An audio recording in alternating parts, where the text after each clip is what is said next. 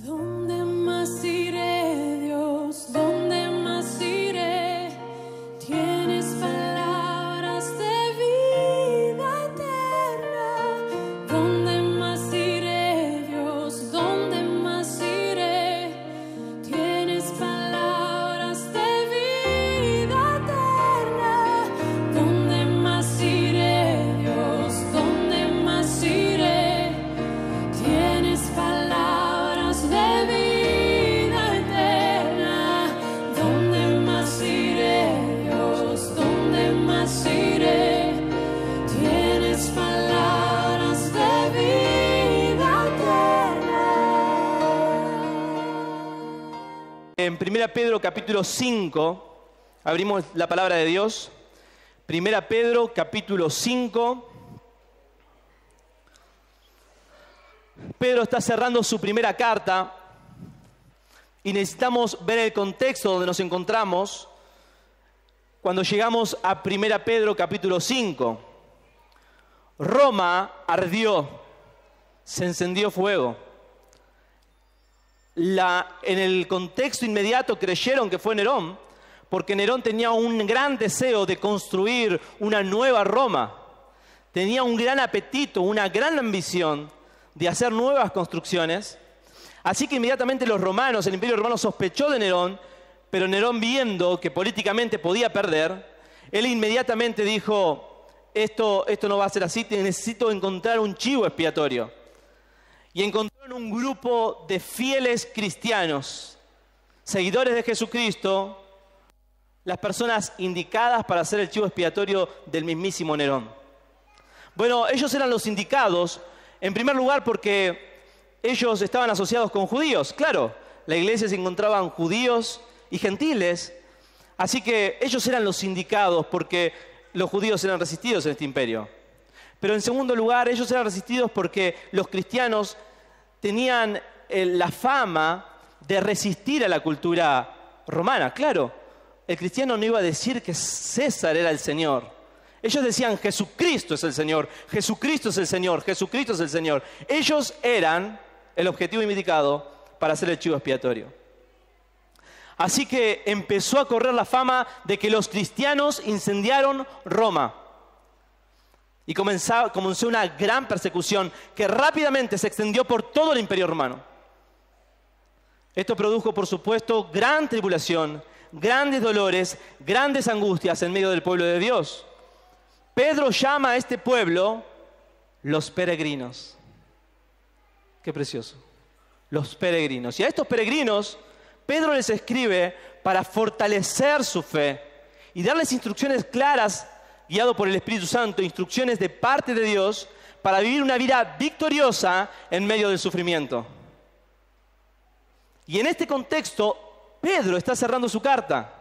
Así que de alguna manera está inspirado por el Señor, tratando de dejar las últimas reseñas importantísimas para dejar al pueblo de Dios sólido, firme, fortalecido en medio de la gran prueba de fuego que estaban atravesando.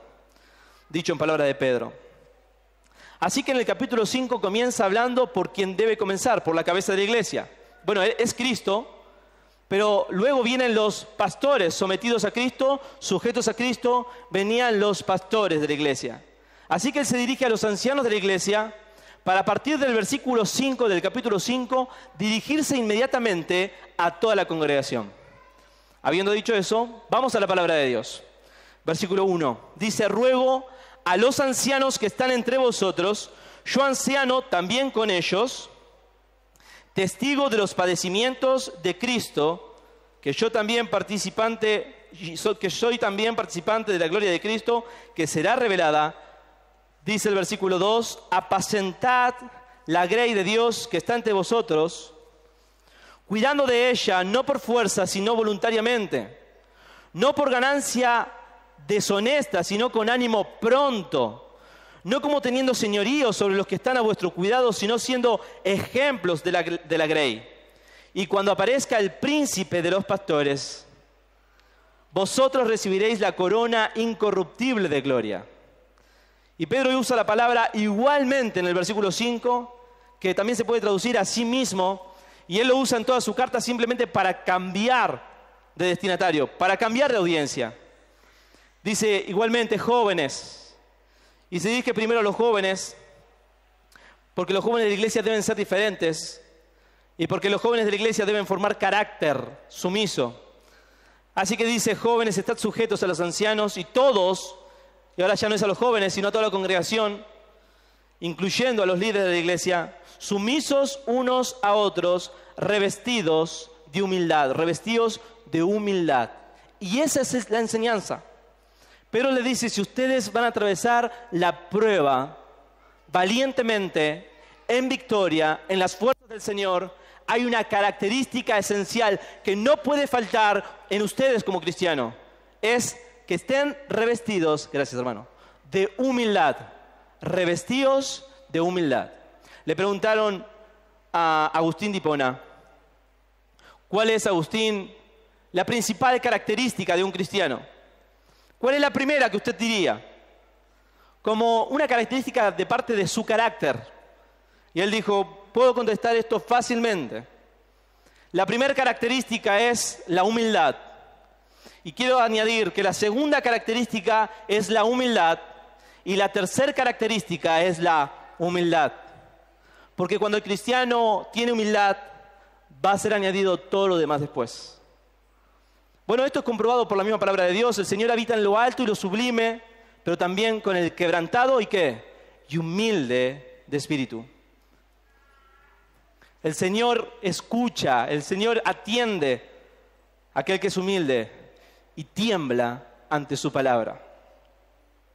Así que la humildad es parte del carácter clave, es una característica clave en el carácter del cristiano para afrontar todo tipo de pruebas y persecuciones.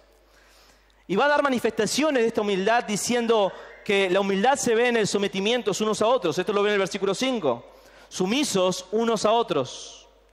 Pero no solamente la humildad se manifiesta en la sumisión entre los hermanos, en medio de la persecución, en medio de la prueba, sino en un sometimiento, no solamente unos a otros, sino a Dios. Por eso el versículo 6 dice, humillaos bajo la poderosa mano de Dios para que Él os exalte cuando fuere tiempo. Así que la segunda característica, no solamente humillarnos entre nosotros, someternos unos a otros en humildad, considerando a nuestros hermanos mejores que nosotros, considerándolos a ellos primero que a nosotros, sino sometiéndonos a la voluntad del Señor, sea cual sea la situación. Y en tercer lugar, en estas manifestaciones de la humildad, de un carácter revestido de humildad, porque el Señor resiste a los soberbios, se opone al soberbio, pero da gracia al humilde. Lo encontramos en el versículo 5. Una tercera característica que se manifiesta en un carácter humilde es que echa todas sus ansiedades en el Señor. Versículo 6. Versículo 7. Echando toda vuestra ansiedad sobre Él, porque Él tiene cuidado de vosotros. La palabra ansiedad es estar siendo tirado por todos lados. ¿Has sentido ansiedad alguna vez? Noche donde no puede dormir porque hay tantas cosas que tiene que hacer, tantas cosas que están bajo su control que no sabe si va a poder tenerlas bajo control. Eso es ansiedad. La ansiedad nunca va a ir unida con la humildad. Nunca. Porque el humilde sabe que no puede sino en las fuerzas del Señor. Así que echa todas sus cargas en el Señor. Pero el texto en el cual nos vamos a detener es a partir del versículo 8. Porque hay una característica en la cual Pedro se detiene, cerrando su carta, y dice así: sed sobrios y velad, porque a vuestro adversario el diablo, como león rugiente, anda alrededor buscando a quien devorar, al cual resistid firmes en la fe, sabiendo que los mismos padecimientos se van cumpliendo en vuestros hermanos en todo el mundo.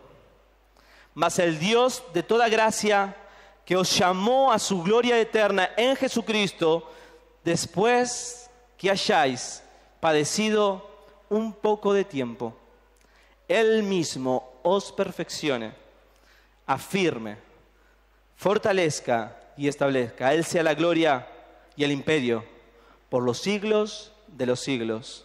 Amén. Así que Pedro todavía está en este concepto de revístanse de humildad. A toda la congregación. Hay un mandamiento que fue exclusivamente para los pastores, pero esto es para todos. Revístanse de humildad. Porque si ustedes se revisten de humildad, van a vivir victoriosos aún en medio de la prueba y el sufrimiento. Y bajo este concepto de humildad, Pedro demuestra que una persona realmente que tiene carácter humilde, también es una persona que sabe cuidar un mandamiento que ha sido y es descuidado. ¿Cuál es? Resistir al diablo. Hay un mandamiento que como cristianos podemos llegar a descuidar, que es resistir al diablo, como lo indica la palabra de Dios. Por eso Pedro va a hacer una exhortación realmente muy personal, porque él dice, hermanos, sean sobrios y velen.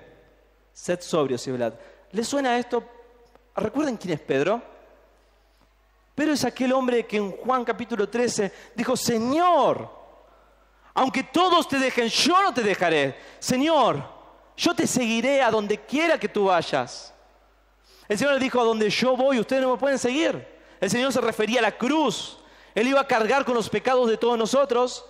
Y Pedro le dijo, Señor, yo te voy a seguir. Eso no es humildad, ¿verdad? Te voy a seguir a donde quiera que vayas. Cuando todos te dejen, yo aún voy a estar allí. Porque yo te amo, Señor. Porque yo voy a ser fiel. Yo no voy a caer, no te voy a fallar. Señor, yo voy a estar ahí firme, siguiendo tus pasos. Y el Señor le dice, Pedro, antes que el gallo cante, me habrás negado 3 veces. Así que Pedro sabe esto. Luego suben al monte, van a Getsemaní, y el Señor le dice, velad y orad, para que no entréis en tentación. Pero Pedro fue descuidado en esto. No soportó, se durmió y cayó. Negó al Señor y estuvo en gran amargura. Tuvo que ser restaurado. Y el Señor le dijo, Pedro, Satanás ha pedido por ti para zarandearte como a trigo, pero yo he rogado por ti para que tu fe no falte. Cuando vuelvas, el Señor le asegura una restauración. Confirma a tus hermanos. Pedro ha vuelto y Pedro escribe, sed sobrios y velad, porque vuestro adversario el diablo, como león rugiente, anda alrededor buscando a quien devorar. Pedro sabe de lo que está hablando. Y él comienza con una gran exhortación diciendo, sean sobrios. ¿Qué es esto de sobriedad? No es la palabra que se usa en comparación con ser sobrio o estar ebrio por alguna sustancia tóxica. Más bien significa una mente clara, dominio propio, una mente unificada hacia un objetivo. Tiene que ver más bien con una sobriedad mental y espiritual, lo cual incluye constancia, dominio propio, claridad y calibre moral. Pedro está diciendo que un cristiano sobrio es un cristiano que tiene sus prioridades en orden y no gasta sus energías en aquello que son distracciones en este mundo. Él sabe para lo que fue llamado. Él sabe que estamos en guerra, que estamos luchando, que no hemos sido escogidos para vivir en este mundo en comodidad, en apatía e indiferencia. Hemos sido llamados por Cristo y Él es digno que nuestro corazón arda cada día por Él. Así que sean sobrios, una mente clara, firme, apuntando a Cristo, obediencia a Cristo, honrando a Cristo, buscando a Cristo. Sean sobrios. Va a haber una lucha espiritual, así que sean sobrios. Y añade, y velen. Y velad. Es como que Pedro abre su corazón. Hermanos, yo creí que era tan fuerte. Hermanos, yo creí que nunca le iba a fallar al Señor. Sin embargo, soy testigo que el diablo anda como león rugiente, buscando cualquier distracción, cualquier puerta que dejemos en un descuido abierta para introducirse y hacernos caer y fallarle al Señor. Y en definitiva eso es lo único que importa, que su nombre sea deshonrado. Así que Pedro hace esta exhortación bien personal. Para usted y para mí, sed sobrios, hermanos, y velad. Y Pedro sabe de lo que está hablando. Y es hermoso la escritura, que es viva, es poderosa, es tan real. Así que añade, velad. Y este velar es, cuídense, estén alertas, estén atentos. No solamente tengan una mente clara, sabiendo distinguir lo que es terrenal de lo que es espiritual, de lo que no es, lo que es sin valor y lo que tiene valor, sino que estén atentos, alertas. Porque vuestro adversario, el diablo, anda como león rugiente buscando a quien devorar. Me llama la atención poderosamente que en los manuscritos más antiguos la palabra porque no está allí. Así que él dice, sed sobrios y velad, vuestro adversario, el diablo, anda como león rugiente buscando a quien devorar. Y eso, ese porque no está allí porque hay un sentido de urgencia. No es lo mismo que yo le diga a usted, salga de su casa porque se está incendiando, o que yo le diga, salga de su casa, se está incendiando, ¿verdad? Hay un sentido mayor de urgencia. Y esa es la urgencia que tiene Pedro en su pluma. Hermanos, sed sobrios y velad, vuestro adversario el diablo anda como león rugiente buscando a quien devorar. Así que dice que es vuestro, y esto es bien personal. No es el adversario de tu hermano. No es el adversario del débil. No es el adversario del que anda titubeando. Es vuestro adversario. ¿Por qué? Porque usted es de Cristo. Usted se ha definido como un siervo de Jesucristo, un soldado de Jesucristo. Y los enemigos de Jesucristo son su enemigo, y es personal. Así que es vuestro, y dice que es adversario. Significa que él es tu oponente personal, vuestro adversario, el diablo. ¿Qué significa que el Satanás se opone? Según la Escritura, Satanás se opone acusando y oponiéndose, por ejemplo, para arrebatar la palabra implantada en nuestros corazones. De acuerdo a Mateo capítulo 13. Esa semilla que es implantada y vienen las aves del cielo y se llevan la semilla. Esa es una obra de Satanás, quitar la palabra de Dios de nuestros corazones, de nuestra mente. Él se opone poniendo gobernantes que estén en contra de la iglesia y de verdades morales. Satanás es nuestro adversario y claro, él destaca nuestros pecados como el gran acusador. Eso lo afirma Apocalipsis capítulo 12, que dice que Satanás se presenta delante de Dios y acusa a los hermanos, día y noche. Pero también Satanás trae grandes presiones sobre el cristiano, tentaciones, circunstancias en las cuales el cristiano tiene que tomar una decisión que honre o deshonre al Señor. Y seguramente usted ha estado ahí. Así que el texto dice, porque vuestro adversario, el diablo, y él es el diablo. No voy a hablar mucho acerca de la doctrina de Satanás ni de los ángeles caídos, pero déjeme decirle tres cosas importantes. Satanás, el diablo, es real y es nuestro enemigo. Y él no es un enemigo débil, es poderoso. De hecho, su estrategia es planificada. Él inventa métodos, usa estrategias, emplea todo tipo de astucia como lo que es la serpiente antigua. Y usa todo tipo de estratagemas, de estrategias planificadas para hacer caer al justo. No solamente que su estrategia es planificada, su estrategia es persistente. Por eso el texto dice que anda como león rugiente buscando a quien devorar. Él está atento, él no está distraído, él lo está observando, él quiere ver sus debilidades, él está atento cuando usted baja la guardia, cuando abre puertas a concesiones en su vida. Y él está ahí atento para que usted caiga porque su estrategia es persistente. Y en tercer lugar, su estrategia es poderosa. Pablo dice a los Efesios, nuestra lucha no es contra carne y sangre, sino contra huestes espirituales de maldad en las regiones celestes. Esto es una lucha espiritual. Y es sorprendente lo vívido que es el texto, porque dice así: sed sobrios y velad, porque vuestro adversario el diablo, tu adversario, el diablo, como león rugiente, anda alrededor buscando a quien devorar. Es un león que está al acecho. Es tu enemigo, quiere que deshonres, que desfallezcas, quiere provocar desánimo en tu corazón, quiere que se acaben tus fuerzas, quieren que claudiques en tu fe, quiere que abras concesiones, que caigas y cedas a la tentación, y eres un león rugiente buscando a quien devorar. Y la ilustración del león es el león no africano, sino el asiático, un león más ágil y muchísimo más voraz.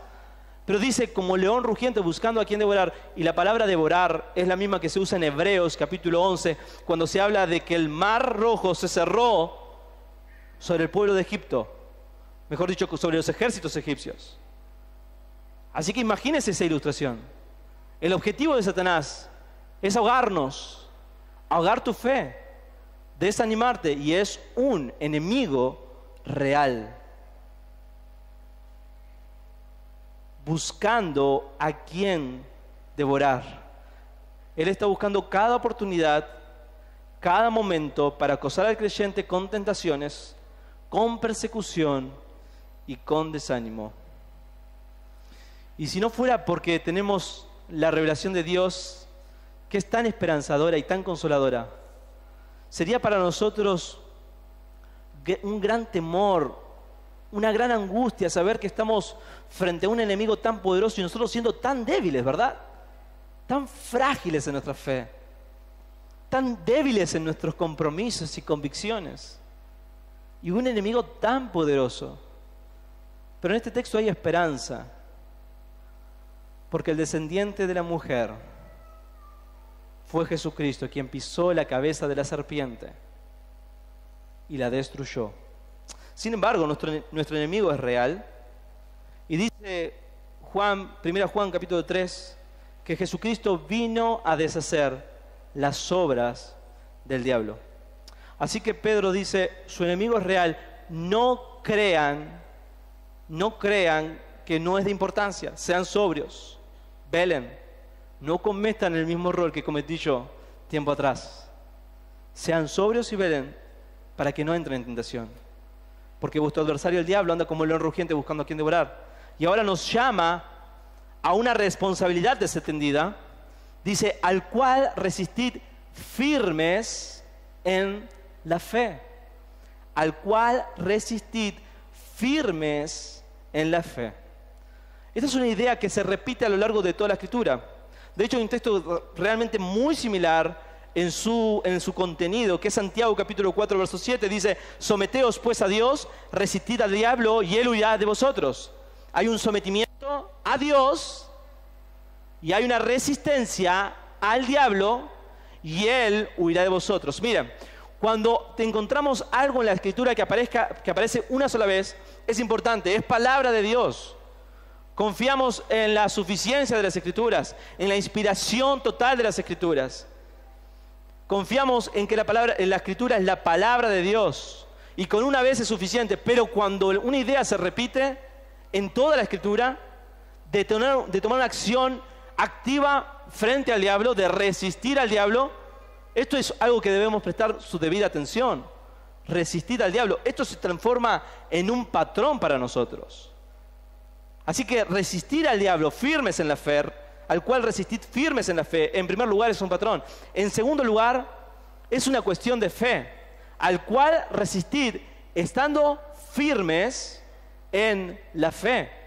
No se trata de ningún método, de ninguna frase mágica, como decir Satanás te reprendo, o de tomar algún tipo de frase como diciendo en el nombre del Señor Jesucristo para cualquier situación. No, es una cuestión de fe.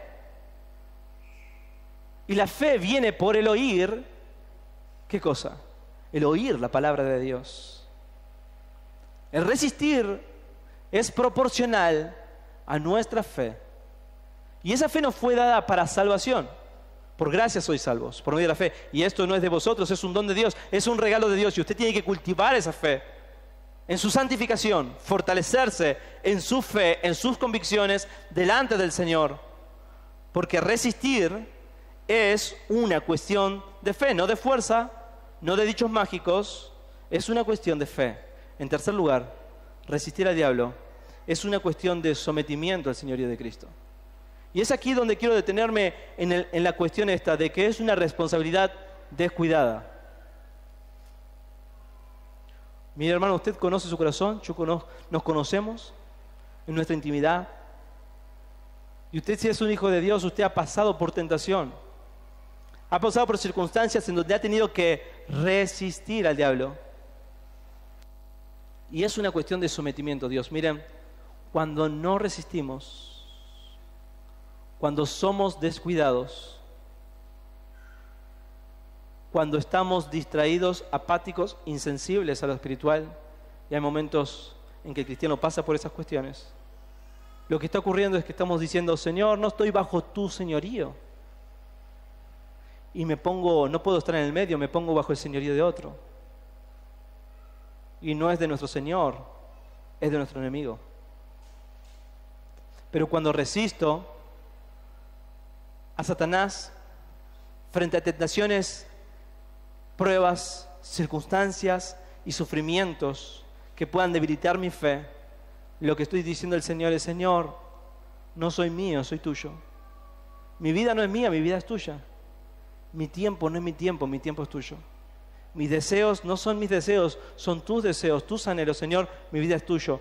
Y es un comprender, como dice Pedro, sabiendo que fuisteis rescatados de vuestra vana manera de vivir, no con cosas corruptibles como oro o plata, sino con la sangre preciosa de Cristo, como de un cordero sin mancha y sin contaminación. Usted ha sido comprado por precio. Glorifique a Dios, honre al Señor.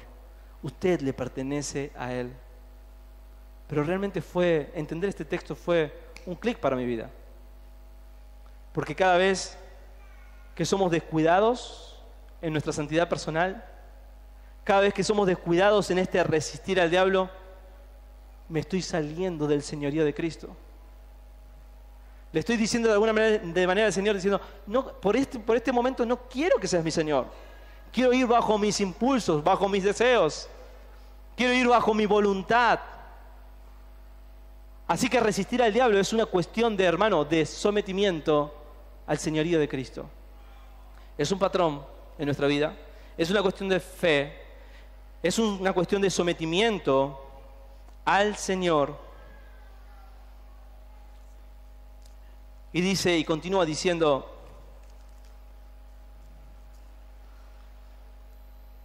el texto, al cual resistid firmes en la fe. Miren, hermanos, si usted ha pasado por tribulación, por persecución, usted sabe que toda prueba, toda tentación viene permitido por Dios, ¿verdad? Es decir, Dios es soberano. El diablo es un ser realmente desgraciado. Cristo realmente derrotó a la serpiente. Y Él, si estamos realmente agarrados de Cristo, si realmente estamos bajo su señorío, si Él es nuestro Señor, Él está intentando constantemente destruir y poner tropiezo en la vida del cristiano. Y el Señor toma eso, permite eso y obra para bien, ¿verdad? Él usa eso que puede ser una tentación desde el punto de vista de Satanás, pero Dios lo usa como prueba para fortalecer tu fe. Porque por encima de Satanás está el Señor. Él es soberano, Rey de reyes y Señor de señores. Pero muchas veces cuando viene la tentación, y ha ocurrido en nuestras vidas, nosotros nos afianzamos en la palabra de Dios. Por ejemplo, en Santiago capítulo 4, verso 7, cuando dice: someteos a Dios, resistid al diablo y Él huirá de vosotros. Ahora piensa en su vida personal. En un momento de tentación, un momento de debilidad, y usted dice: Señor, yo quiero ser fiel a ti, fiel a ti. Y se inclina a orar y clama al Señor. Y usted está clamando y dice: voy a confiar en que el diablo huirá de mí. Y usted abre los ojos y ahí está la tentación. No se ha ido. ¿Le ha pasado? Ahora, ¿la palabra de Dios no se cumple? No. Sea Dios veraz y todo hombre mentiroso. La palabra de Dios es verdad. ¿Por qué aún está allí? He resistido. Es que, hermano, la resistencia requiere una fe continua y un sometimiento continuo. Déjeme probarlo. Job Job capítulo 1. Encontramos que Satanás se presenta delante de Dios y pide probar al justo Job, tentarlo.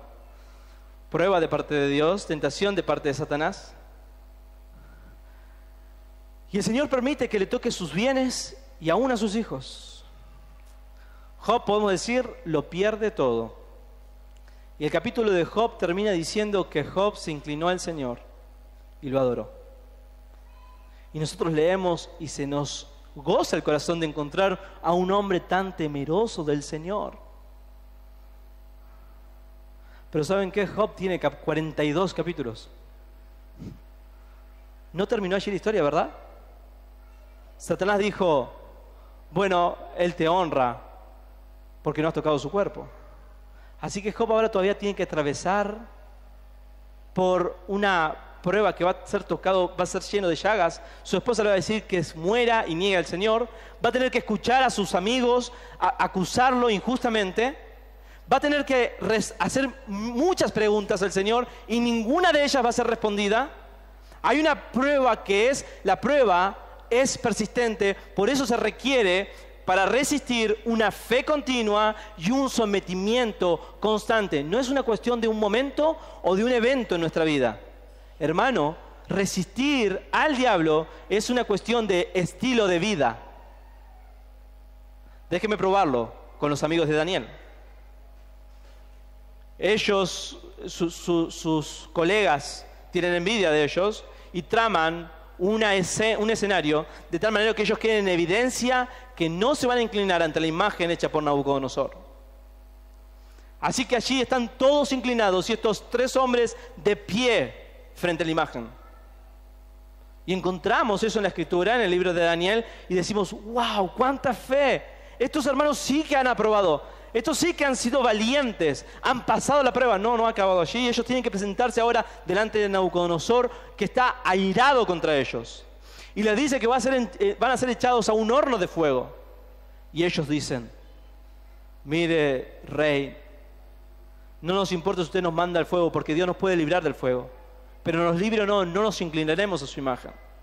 Y nosotros decimos, bien, cuánta fe. Pero es en ese momento donde creemos que hemos pasado la prueba, donde Nabucodonosor dice, manden a calentar el horno 7 veces más. Y esto es una hipérbole, simplemente calentaron el horno más. Ahora, ¿cuál es el sentido de calentar el horno 7 veces más? Digamos, los va a quemar igual, ¿verdad?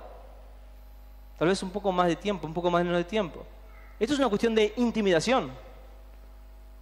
Por eso en la prueba se requiere un sometimiento constante y una fe constante, porque del mismo calibre será la prueba. Pero nuestro ejemplo supremo es nuestro Señor Jesucristo, quien fue llevado por el Espíritu Santo al desierto y luego de un largo ayuno tuvo hambre. Y Satanás se presentó para tentarle y le dijo, si tenés hambre, sos el Hijo de Dios, di a esta piedra que se convierta en pan. Y el Señor dijo, escrito está, con fe en la palabra de Dios, con un sometimiento al Padre, no solo de pan vivirá el hombre, sino de toda palabra que sale de boca de Dios. Y volvió a tentarlo 2 veces más. Y el Señor respondió, escrito está, escrito está. Porque para resistir, hermano, no es una cuestión de un momento en nuestra vida, sino un estilo de vida necesario para el Señor. Pero continúa, no solamente es un patrón, no solamente es un sometimiento constante, una fe constante, sino que también nos dice sabiendo. Hay algo que debemos saber. Fíjese lo que dice ahí, al cual resistir firmes en la fe, sabiendo. Aquí está la clave, hay algo que debemos saber acerca del sufrimiento. Hay algo que necesitamos saber, conocimiento. La Biblia dice, y conoceréis la verdad, y la verdad os hará libres. En Oseas dice, mi pueblo perece porque le faltó conocimiento. Y otra vez el Señor Jesucristo dice, yo soy el camino y la verdad y la vida. Nadie viene al Padre si no es por mí. Necesitamos saber. ¿Qué es lo que necesitamos saber? sabiendo que los mismos padecimientos se van cumpliendo en vuestros hermanos en todo el mundo. Creo que hay una triple razón por la cual Pedro llama a estos cristianos sufrientes a pensar en sus hermanos en todo el mundo, pasando por los mismos padecimientos. Y creo que la primera razón es para que no haya extrañeza en ellos, de decir, che, qué extraño que esté sufriendo. Soy cristiano y estoy pasando por persecución, por pruebas, por dificultades, por tentación. Pedro de alguna manera le está diciendo que no les parezca extraño. Sepan que estos mismos padecimientos están presentes en sus hermanos en todo el mundo.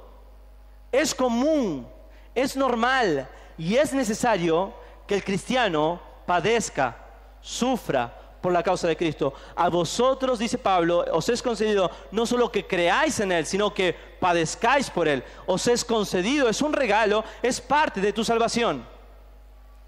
Así que Pedro dice que no les extrañe. No hayan ustedes un espíritu de victimización. Che, todo me pasa a mí. Siempre los peores problemas, las peores pruebas en la iglesia me pasan a mí. Tengo el peor trabajo, la peor familia, las más grandes discusiones. Y entramos en una cuestión de victimización que no es otra cosa, obra de Satanás. Pedro sabe esto. Pedro le dijo al Señor, Señor, que no te acontezca esto, por favor. No pases por la cruz. Y el Señor le dijo, apártate de mí, Satanás, pues me eres tropiezo. ¿Estás pasando por prueba?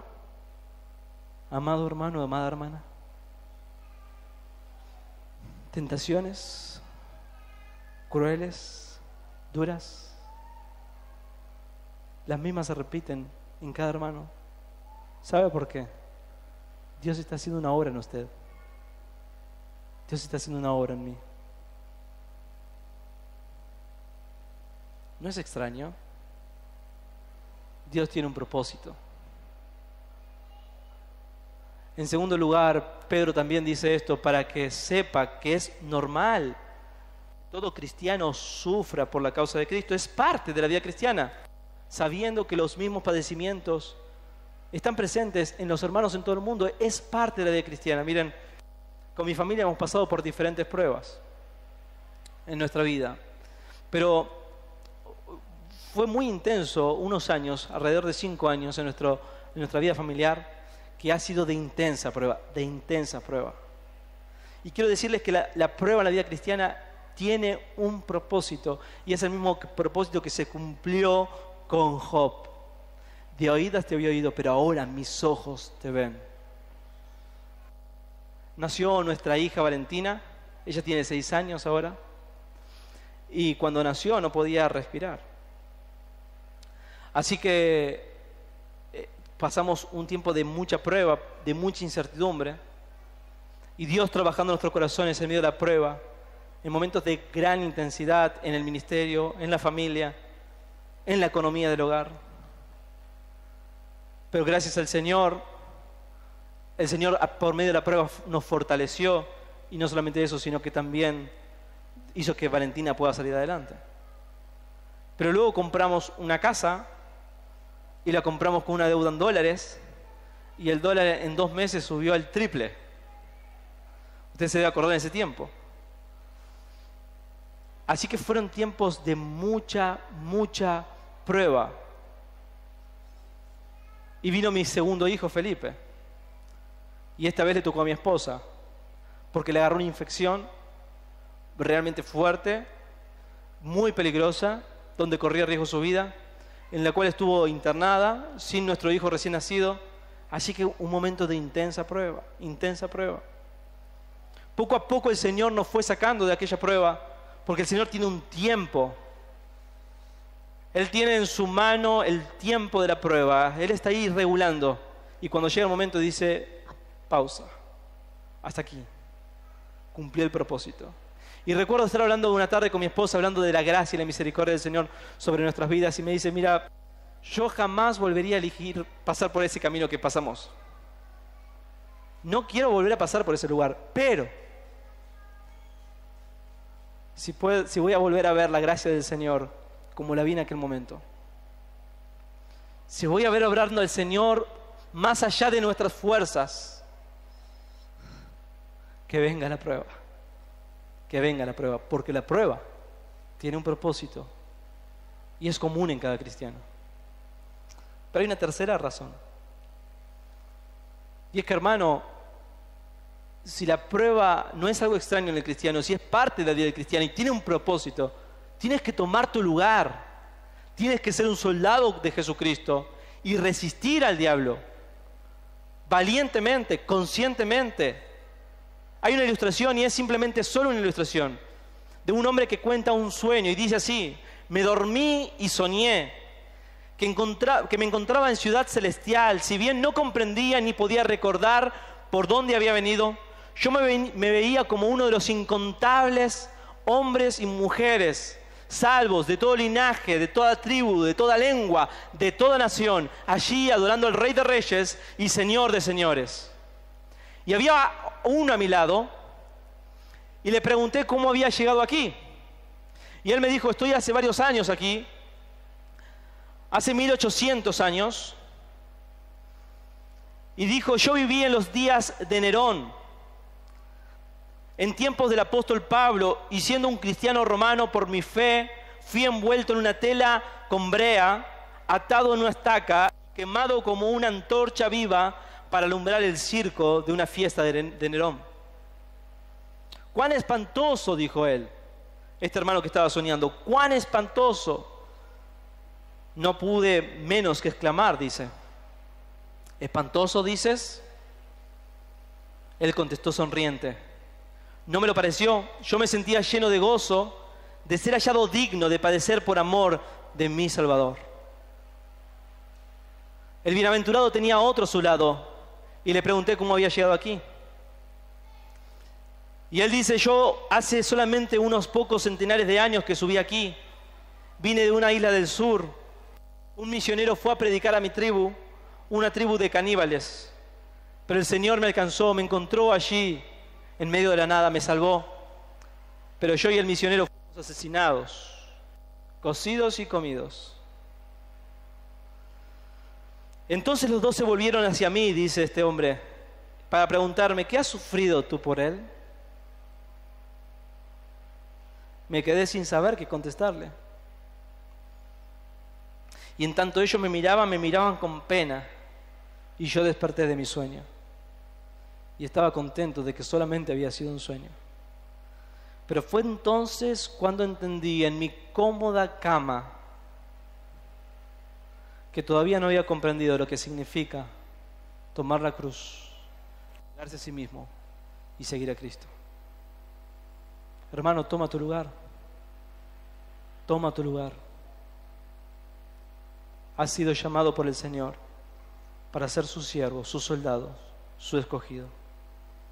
Y termina Pedro dando unas palabras preciosas, y yo también voy a terminar, de consuelo a estos hermanos sufrientes. Y dijo así: mas el Dios de toda gracia, Él es la fuente de todo bien, de toda riqueza espiritual. Usted tiene en Él todo, todo. Y esta es una promesa que solo se aplica a aquellos que asumen el compromiso de resistir al diablo por amor a Jesucristo. Mas el Dios de toda gracia no es para aquel que se rinde, no es aquel para que baja los brazos, es aquel para que está luchando. Y usted puede caer, yo voy a caer, pero agarrado de Cristo y siendo un combatiente por el Señor, buscando ser fiel a Jesucristo. Mas el Dios de toda gracia, que nos llamó a su gloria eterna, y esto es una confirmación de que Él es el Dios de toda gracia. Él ya nos llamó a su gloria eterna. Ese es nuestro destino, después de que hayáis padecido un poco de tiempo. Miren, esto no significa que el padecimiento va a durar un poco tiempo. No, no. Esto se tiene que leer a la luz de lo que dice anteriormente. ¿Qué dice anteriormente? Que Dios nos llamó a su gloria eterna. A la luz de eso, el padecimiento es poco tiempo. Después de que hayáis padecido un poco de tiempo, Él mismo os perfeccione. Y me encanta esto, hermanos, porque el trato del Señor con sus hijos es bien personal. Él mismo, Dios mismo, tratará con usted. ¿Para qué? Para perfeccionarlo. Y saben, el tiempo verbal en la Reina Valera no es correcto. Más bien, no refleja lo que quiere decir realmente Pedro. No es un mero deseo como cuando le dedicamos un versículo a alguien en un cumpleaños. Te deseo que el Señor te perfeccione, afirme, fortalezca y establezca. No. Esto es una promesa firme y segura. Él mismo os perfeccionará. Y la palabra aquí no solamente es hacer una obra completa, sino es la misma palabra usada para referirse a los discípulos cuando estaban arreglando sus redes. O la misma palabra usada en Gálatas cuando dice, vosotros que sois espirituales, restauradle. Dice que Él mismo nos restaurará, nos remendará. Hay una versión que traduce, todo volverá a estar bien. Hermano, calma. Estás pasando por prueba, por tribulación. Estás siendo fiel por Jesucristo. Calma, todo va a estar bien. Esto es una promesa del Señor. Sé fiel. Sé fiel. Él mismo os perfeccione, afirme. Y esta palabra es la que mismo Pedro recibió de parte del Señor. Cuando vuelvas, confirma a tus hermanos. Y esta es la idea. Fortalezca. La prueba te va a fortalecer, te va a hacer robusto, te va a hacer más fuerte para enfrentar nuevos desafíos, porque Dios está haciendo una obra en ti y usa el sufrimiento para sus propósitos. Él mismo te va a fortalecer y finalmente establecer. Y esta es la idea misma de la parábola de la casa fundada sobre la roca. Él te va a poner en un lugar de tal manera que tu carácter sea inamovible. Él mismo los perfeccionará, afirmará, fortalecerá y establecerá. Y Pedro no puede terminar de otra manera, con una doxología. Él sea la gloria y el imperio por los siglos de los siglos. Amén. Hermanos, un carácter humilde no solamente lucha contra nuestro adversario el diablo. La manifestación de un carácter humilde no solamente se ve por resistir al diablo y por confiar completamente en la gracia de Dios, sino que se manifiesta en una vida que solo busca glorificar el nombre de Dios. Que este carácter esté en nosotros y que tomemos a partir de hoy. Yo no sé cómo ha llegado hoy a este lugar,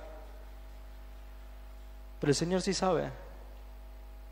Sabe si has estado resistiendo o cediendo. Él sabe si estás con fuerzas o débil. Sea cual sea tu situación, el llamado es el mismo: a resistir al diablo, a confiar en la gracia del Señor y a vivir para su gloria. ¿Oramos?